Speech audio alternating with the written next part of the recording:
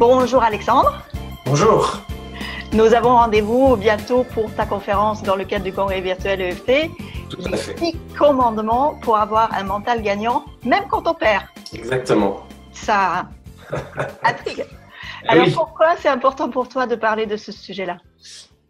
Pourquoi? Parce que venant du milieu du sport, je l'ai vu sur des centaines et des centaines de sportifs. Et puis après, en ouvrant mon système professionnel, je me suis rendu compte que ces commandements qu'on verra, ils touchent tout le monde et beaucoup de catégories de gens. Faut que, dès qu'on met une casquette professionnelle ou personnelle, dès qu'on est dans un événement important pour nous, ces commandements sont présents. Et si on ne fait pas attention et qu'on ne les respecte pas, très souvent, c'est ce que les gens appellent l'échec en fait.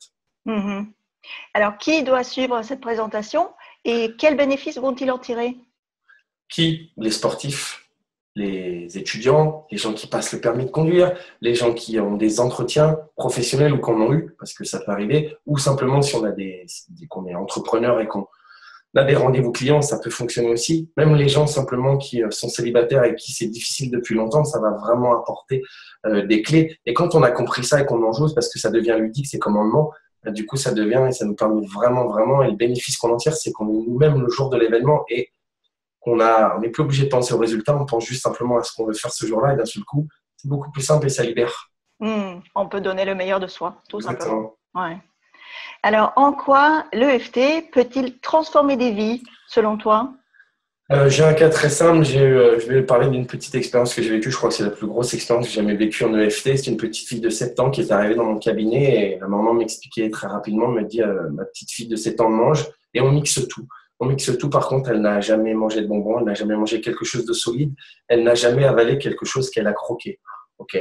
Je me souviens très rapidement, je lui avais dit prenez un paquet de gâteaux. Et ce qui est extraordinaire, c'est que ça a changé la vie de cette môme, puisque 25 minutes plus tard, elle mangeait son premier gâteau devant moi. Alors oui, on est un prat EFT, mais quand c'est une gamine qui n'a jamais, on a l'impression qu'elle allait gagner au loto, et les parents avec, oui, ça transforme une vie, parce que si cet enfant n'était pas venu me voir, moi ou un autre praticien, j'avais expliqué aux gens que certainement elle serait devenue boulimique ou anorexique, parce que le traumatisme se serait amplifié avec l'âge et les croyances négatives qui vont avec. Donc oui, ça a changé une vie et c'est vraiment l'exemple le plus énorme que j'ai jamais vécu en tant que praticien. Super.